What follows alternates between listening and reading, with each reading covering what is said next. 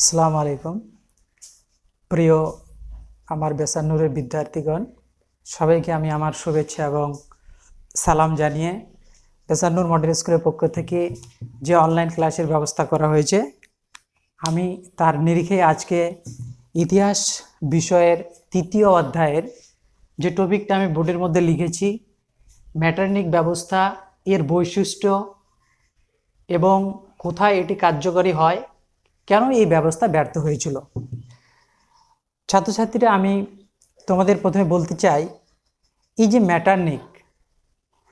এই ম্যাটারনিক ছিলেন অস্ট্রিয়ার যুবরাজ, যিনি 1815 থেকে 1848 এই সময়টা পুরো অস্ট্রিয়াকে নিজের শাসনের অধীনে পরিচালিত করেছিল। তাই ঐতিহাসিক ফিশার 1815 থেকে 1848 এই সময়কালটাকে ম্যাটারনিক যুগ বলে অভিহিত করেছিলেন। তো ম্যাটারনিক was a great politician. He can does anything for fulfilling his aim or attempt. ম্যাটারনিক এমন একজন রাজনীতিবিদ ছিলেন যে তার উদ্দেশ্যকে প্রণীত করবার জন্যে যে কোনো ধরনের কাজ করতে পারতেন। তিনি ছিলেন একনায়কতন্ত্র, সামন্ততন্ত্র এবং অভিজাততন্ত্রের গোড়া সমর্থক। তিনি বিরোধিতা করতেন কিসের? জাতীয়তাবাদ, গণতন্ত্র এবং ন্যাশনালিজম, লিবারালিজম, সোশ্যালিজম, এই সমস্ত বিষয়গুলি তিনি তীব্র বিরোধিতা করেছিলেন। তো যাই হোক, খুব সংক্ষেপে যদি আমি আলোচনা করি তাহলে বলতে হয়, চার্লস ম্যাটারনিক ছিলেন অস্ট্রিয়ার প্রাইম মিনিস্টার বা যুবরাজ, যিনি 1809 থেকে 1848 এই সময়কালটায় অস্ট্রিয়ার প্রাইম মিনিস্টার হিসেবে দায়িত্ব পালন করেছিলেন। কিন্তু তার অ্যাক্টিভ ভূমিকাটা হয়েছিল 1815 সালে যে ভিয়েনা সম্মেলন হয়েছিল তারপর থেকে, অর্থাৎ 1815 থেকে 1848 এই সময়কালটাকে আমরা ম্যাটারনিক এজ বলে অভিহিত করেছি। তো ম্যাটারনিক ব্যবস্থাটা কি? What is Metternich system and what are its characteristics and how Metternich applied his systems in Austria and Germany and why Metternich and his system failed. Today we shall discuss one after one. প্রথমে ম্যাটারনিক ব্যবস্থাটা একটু সংক্ষেপে বলে নেই। 1815 থেকে 1848 এই সময়কালে Charles ম্যাটারনিক গণতন্ত্র, জাতীয়তাবাদ, অভিজাততন্ত্র, গণতন্ত্র, জাতীয়তাবাদ, উদারনীতিবাদ এবং ডেমোক্রেসি ইত্যাদির বিরুদ্ধে সামন্ততন্ত্র, একনায়কতন্ত্র এবং অভিজাততন্ত্র যে প্রতিষ্ঠা করেছিল, এই ব্যবস্থাটাকেই বলা হয়েছে ম্যাটারনিক ব্যবস্থা। তাহলে খুব পরিষ্কার এবং সংক্ষেপে যদি আমরা আলোচনা করি তাহলে আমাদের বলতে হয় যে চার্লস ম্যাটারনিক, যিনি অস্ট্রিয়ার প্রধানমন্ত্রী হিসেবে দায়িত্ব নিয়েছিলেন 1809 সালে এবং 1815 সালে ভিয়েনা সম্মেলনের পর, ম্যাটারনিক অস্ট্রিয়াতে অভিজাততন্ত্র, সামন্ততন্ত্র এবং একনায়কতন্ত্রের পক্ষে গণতন্ত্র, জাতীয়তাবাদ এবং সাম্যবাদ এর বিরুদ্ধে যে নীতি গ্রহণ করেছিল, সেই নীতিটাকে আমরা বলবো ম্যাটারনিক ব্যবস্থা। ঐতিহাসিক ফিশার, একজন বিখ্যাত ঐতিহাসিক ফিশার 1815 থেকে 1848 এই সময়টাকে বলেছেন ম্যাটারনিক যুগ। যাই হোক, ম্যাটারনিক তার সিস্টেমটা কি ছিল? ম্যাটারনিক ব্যবস্থার যে প্রধান বৈশিষ্ট্যগুলি ছিল, মানে যে ম্যাটারনিক সিস্টেমটা যে ছিল, সেটা হয়েছিল, ম্যাটারনিক চেয়েছিলেন তার এই ব্যবস্থার মধ্যে ফরাসি বিপ্লবের পূর্বে ইউরোপের যে রাজনৈতিক পরিকাঠামো ছিল, সেই পরিকাঠামোটা অস্ট্রিয়া তথা ইউরোপে পুনরায় প্রতিষ্ঠিত করা। ম্যাটারনিক ব্যবস্থাটা ছিল এরকম, অস্ট্রিয়ার যুবরাজ চার্লস ম্যাটারনিক চেয়েছিলেন ফরাসি বিপ্লবের পূর্বে ইউরোপের যে রাজনৈতিক পরিকাঠামো ছিল, সেই রাজনৈতিক পরিকাঠামো তিনি অস্ট্রিয়া তথা ইউরোপে পুনরায় কার্যকরী করতে চেয়েছিলেন। নাম্বার 1। নাম্বার 2, মেটার্নিক ব্যবস্থায় বলা হয়েছিল ফরাসি বিপ্লবের মধ্যে যে আদর্শগুলি ছিল, যেমন ভ্রাতৃত্ববোধ, equality, fraternity and liberty. Equality, ভ্রাতৃত্ববোধ, ইকুয়ালিটি অর্থাৎ সাম্য, মৈত্রী, স্বাধীনতা, সাম্য, মৈত্রী, স্বাধীনতা, জাতীয়তাবাদ, গণতন্ত্র, এই যে আদর্শগুলি ফরাসি বিপ্লবে ছিল, সেই আদর্শগুলির তিনি কোনো মূল্য দিতে চাননি। মেটার্নিক ব্যবস্থার দ্বিতীয় একটা পয়েন্ট ছিল ফরাসি বিপ্লবের সাম্য, মৈত্রী, স্বাধীনতার আদর্শকে সম্পূর্ণভাবে অবজ্ঞা করা বা এই ব্যবস্থাটাকে পুরোভাবে না মানা, অর্থাৎ এই ব্যবস্থাটাকে তুলে দেওয়া। থার্ড যে ব্যবস্থাটা ছিল মেটার্নিক, তার ব্যবস্থায় অস্ট্রিয়াতে হ্যাবসবার্গ রাজবংশকে তিনি অস্ট্রিয়াতে পুনরায় কার্যকরী করতে চেয়েছিল, অর্থাৎ হ্যাবসবার্গ রাজবংশটা অস্ট্রিয়াতে যাতে পুনরায় শক্তিশালী হয়ে আবার তাদের কার্যকলাপের বিস্তার করতে পারে, এই মেটার্নিক ব্যবস্থার মধ্যে মেটার্নিক এটা চেয়েছিলেন। নাম্বার 4, স্ট্যাটাস কো, অর্থাৎ আজকে আমরা যার কারণে বা যে কারণে আমাদের বেসানুর মডেল স্কুলের পক্ষ থেকে অনলাইন ক্লাস ব্যবস্থা করা হয়েছে লকডাউন, অর্থাৎ স্থিতাবস্থায় স্ট্যাটাস কো, তিনি একটা নীতি চালু করেছিলেন স্ট্যাটাস কো, STATUSQUO, স্ট্যাটাস কো চালু করেছেন, অর্থাৎ স্থিত অবস্থায়। মেটার্নিক ভেবেছিলেন কোনো জায়গাতে যদি সামন্ততন্ত্র, অভিজাততন্ত্র বা একনায়কতন্ত্রের বিরুদ্ধে কোনো আন্দোলন হবে বা হতে চলেছে, এরকম পূর্বাভাস যখনই তিনি পেয়েছিলেন, সঙ্গে সঙ্গে সেই জায়গাটাতে তিনি স্ট্যাটাস কো অর্থাৎ স্থিতাবস্থা জারি করেছিল। চতুর্থ নম্বরে যদি আমরা বলি মেটার্নিক ব্যবস্থার আরেকটা পয়েন্ট ছিল, সেটাই ছিল অস্ট্রিয়া ছিল চেক, স্লোভাক এবং পোল। চেক, স্লোভাক এবং পোল, এই তিনটি উপজাতি, শুধু এই তিনটি না, একাধিক উপজাতি নিয়ে অস্ট্রিয়া সাম্রাজ্য বা অস্ট্রিয়া গঠিত হয়েছিল। সেই অস্ট্রিয়াতে চেক, স্লোভাক এবং পোল, এই উপজাতির মানুষেরা যাতে একসঙ্গে একত্রিত হয়ে সামন্ততন্ত্র, অভিজাততন্ত্র এর বিরুদ্ধে কোনো গণ আন্দোলন না করতে পারে, সেই জন্য তিনি স্ট্যাটাস কো অর্থাৎ স্থিতাবস্থা জারি করেছিল। এবার আমরা এই চ্যাপ্টারে, থার্ড চ্যাপ্টারের যে প্রধান হেডলাইন, সেটা ছিল গণতন্ত্র বনাম রাজতন্ত্রের মধ্যে সংঘাত। তো গণতন্ত্র আমরা পেয়েছি, প্রত্যেকটা মানুষের কথা বলার অধিকার রয়েছে, সরকার যে কাজকর্ম করেছে সেগুলি যদি জনগণের মনোপুত না হয় তাহলে জনগণ তার সমালোচনা করতে পারবে। এখানে ন্যাশনালিজম বলে একটা, জাতীয়তাবাদ বলে একটা কথা রয়েছে। প্রিয় ছাত্রছাত্রী, আমি তোমাদের উদ্দেশ্যে বলছি, হোয়াট ইজ ন্যাশনালিজম, অর্থাৎ জাতীয়তাবাদ কি? জাতীয়তাবাদ আমরা কাকে বলবো? খুব সংক্ষেপে যদি বলি, কোনো একটা জনগোষ্ঠী বা কোনো একটা ভূখণ্ডের মানুষ, কোনো একটা জনগোষ্ঠী বা কোনো একটা ভূখণ্ডের মানুষ যখন একে অপরের দুঃখে দুঃখিত হয়, সুখে সুখ অনুভব করে, এই ভাবাবেগ বা এই ভ্রাতৃত্ববোধ যখন কোনো স্থানের মানুষের মধ্যে জেগে ওঠে বা জাগে, তখন তাকে আমরা বলি জাতীয়তাবোধ। মেটার্নিক চেয়েছিল যে বহুজাতিক রাষ্ট্র চেক, স্লোভাক, পোল, এই বিভিন্ন ছোট ছোট ক্ষুদ্র ক্ষুদ্র উপজাতিগুলি নিয়ে অস্ট্রিয়া গঠিত হয়েছিল। এই ক্ষুদ্র ক্ষুদ্র জাতিগুলির মধ্যে যাতে একতা বা জাতীয়তাবাদ গড়ে না ওঠে, সেই জন্য তিনি সেই জায়গাগুলিতে গণবিদ্রোহকে দমন করার জন্য স্ট্যাটাস কো জারি করেছিলেন।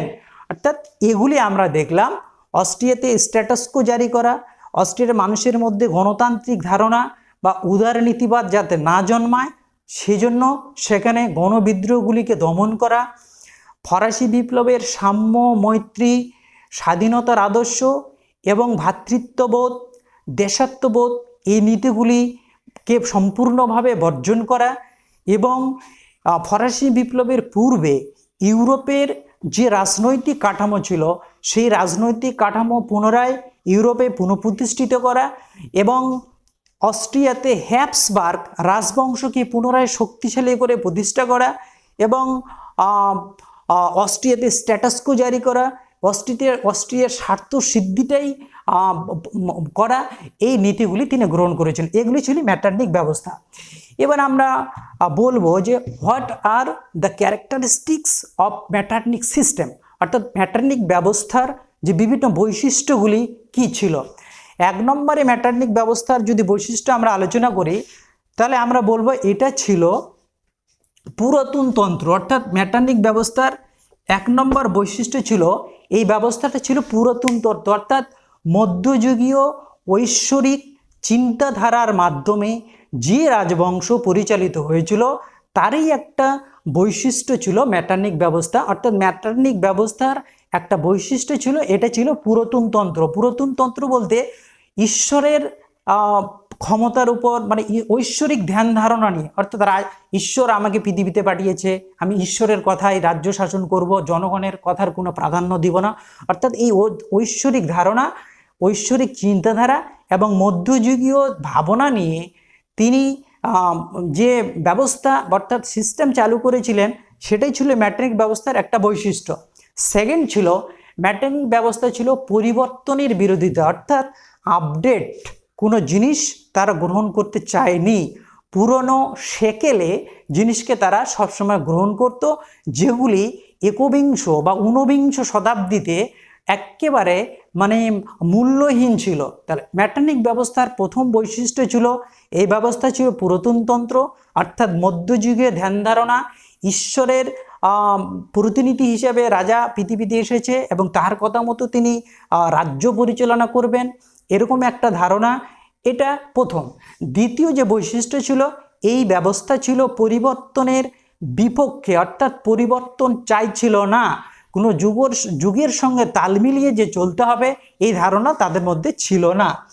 তৃতীয় ছিল এই ব্যবস্থা ছিল বিপ্লব বিরোধিতা, অর্থাৎ কোনো একটা স্থানের মানুষ যখন সত্য কোনো দাবি নিয়ে সরকারের বিরুদ্ধে আন্দোলন করতো বা কোনো একটা সিস্টেমের পুরো পরিবর্তন ঘটাতে চাইতো, সেটাকে আমরা বিপ্লব বলি।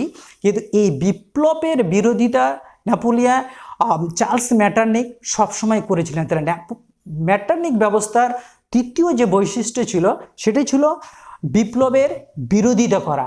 থার্ড ছিল মেটারনিক ব্যবস্থার চতুর্থ যে পয়েন্টটা ছিল সেটা হচ্ছে অস্ট্রিয়ার প্রাধান্য রক্ষাকর্তা। Metternich was a great politician, he was handsome and brilliant, he has a multipurpose talent.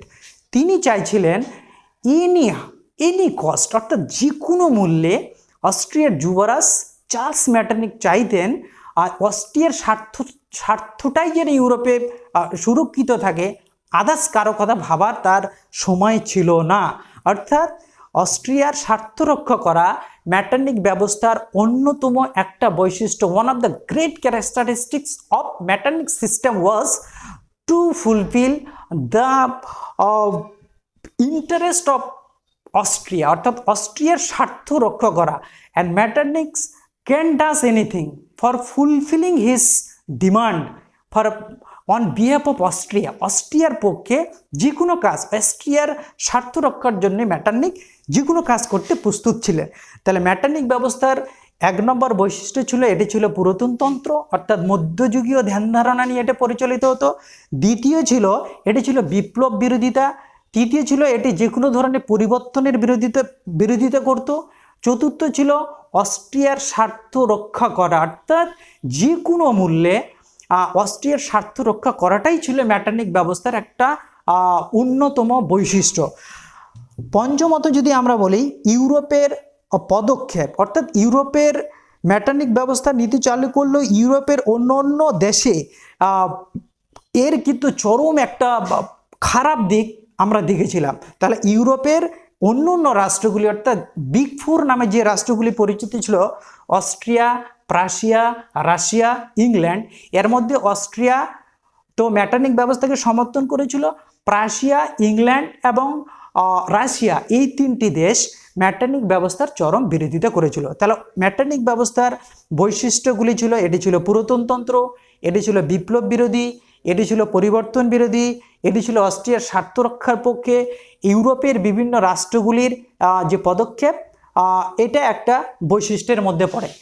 তো যাই হোক, ম্যাটারনিক ব্যবস্থা কী ছিল, এর বৈশিষ্ট্যগুলি কি কি, আমি মোটামুটি তোমাদের খুব সংক্ষেপে আলোচনা করার চেষ্টা করলাম। এবার কিভাবে Metternich applied his system in Austria and Germany. Austria এবং জার্মানিতে ম্যাটারনিক ব্যবস্থা কিভাবে কার্যকরী করা হয়েছিল, এটাই কিন্তু খুব গুরুত্বপূর্ণ একটা আলোচ্য বিষয়। আজকে আমাদের বিভিন্ন আলোচ্য বিষয়ের মধ্যে সবথেকে গুরুত্বপূর্ণ কিভাবে অস্ট্রিয়া এবং জার্মানিতে ম্যাটারনিক ব্যবস্থা কার্যকর করা হয়েছিল। প্রথমত আমরা যদি দেখি, চার্লস ম্যাটারনিক অস্ট্রিয়ার বিভিন্ন স্কুল, কলেজ এবং বিশ্ববিদ্যালয়গুলিতে যাতে উদারপন্থী ধ্যান ধারণা শিক্ষক এবং ছাত্রদের মধ্যে গড়ে না ওঠে, এর জন্য সেখানে তিনি এই ব্যবস্থাকে কার্যকর করার জন্যে বিভিন্ন নীতি গ্রহণ করেছিল। অর্থাৎ ইউরোপের জার্মানি এবং অস্ট্রিয়ায় ম্যাটারনিক ব্যবস্থা কার্যকর করার জন্যে স্কুল, কলেজ, বিশ্ববিদ্যালয় প্রভৃতি জায়গায় উদারপন্থী ছাত্র এবং উদারপন্থী প্রফেসর, শিক্ষক এবং শিক্ষার্থীদেরকে নিয়ন্ত্রণ করার জন্যে ম্যাটারনিক দারুণভাবে আইন প্রণয়ন করেছিল, নাম্বার 1। নাম্বার 2, তিনি বলেছিলেন যে সংস্কার বিমুখ অর্থাৎ রক্ষণশীল বিভিন্ন নীতি গ্রহণ করার জন্য তিনি দ্রুত সিদ্ধান্ত নিতেন। অর্থাৎ ম্যাটারনিক ব্যবস্থা যাতে ইউরোপে কার্যকরী হয়, মেইনলি অস্ট্রিয়াতে, সেই জন্য তিনি সংস্কার বিমুখ এবং রক্ষণশীল নীতি সবসময় কার্যকরী করেছিলেন খুব দ্রুত। 3 নম্বর যে পয়েন্টে ম্যাটারনিক ব্যবস্থা কার্যকর করতে গিয়ে চার্লস ম্যাটারনিক অস্ট্রিয়াতে অ্যাপ্লাই করেছিল, সেটা ছিল খুব ভয়ঙ্কর। There was no freedom of speech, there was no freedom of production, there was no freedom of press, অর্থাৎ বিভিন্ন ধরনের সংবাদপত্র, বিভিন্ন ধরনের গণমাধ্যম, মানুষের বাক স্বাধীনতা, সংবাদপত্রের স্বাধীনতা এবং উৎপাদনের কোনো স্বাধীনতা অস্ট্রিয়াতে ছিল না। এই ম্যাটারনিক ব্যবস্থা কার্যকর করতে গিয়ে চার্লস ম্যাটারনিক অস্ট্রিয়ার মানুষের বাক স্বাধীনতা, উৎপাদনের স্বাধীনতা এবং সংবাদপত্রের স্বাধীনতা তিনি কেড়ে নিয়েছিলেন। ফোর্থ যেটা তিনি করেছিলেন, তিনি একটা গোয়েন্দা বিভাগ তৈরি করেছিলেন। অস্ট্রিয়াতে ম্যাটারনিক ব্যবস্থা কার্যকর করার জন্য চার্লস ম্যাটারনিক একটা গুপ্তচর সংস্থা গঠন করেছিলেন, যারা প্রত্যেকটা ক্লাসে বসে থাকতো। মহাবিদ্যালয়, বিশ্ববিদ্যালয়, স্কুলে যখন ক্লাস হতো, উদারপন্থী শিক্ষক ছাত্রছাত্রীরা যাতে সরকার বিরোধী কোনো মানসিকতা গড়ে তুলতে না পারে, সেজন্য চার্লস ম্যাটারনিক গুপ্তচর নিয়োগ করেছিলেন। অর্থাৎ গুপ্তচরের মাধ্যমে অস্ট্রিয়ার বিভিন্ন জায়গায় সরকার বিরোধী কার্যকলাপকে দমন করার তিনি নীতি গ্রহণ করেছিলেন। পঞ্চমত যদি আমরা আলোচনা করি, তাহলে আমরা বলতে পারি যে এখানে বাইরে থেকে কোনো পণ্ডিত ব্যক্তি বা কোনো অভিজ্ঞ জ্ঞানী ব্যক্তি, বিভিন্ন ধরনের পর্যটক, সেগুলি হচ্ছে যাতে ইউরোপের বিভিন্ন দেশ থেকে অস্ট্রিয়াতে না আসতে পারে, সেটা তিনি করেছিলেন। অর্থাৎ বাইরের দেশ থেকে বহিরাগত কোনো বুদ্ধিজীবী মানুষ, যেমন পর্যটক, কবি, সাহিত্যিক, দার্শনিক, তারা যেন অস্ট্রিয়াতে না এসে অস্ট্রিয়ার মানুষকে সংস্কারের দিকে উদ্বুদ্ধ করে, সেটা তিনি নিষিদ্ধ করেছিলেন।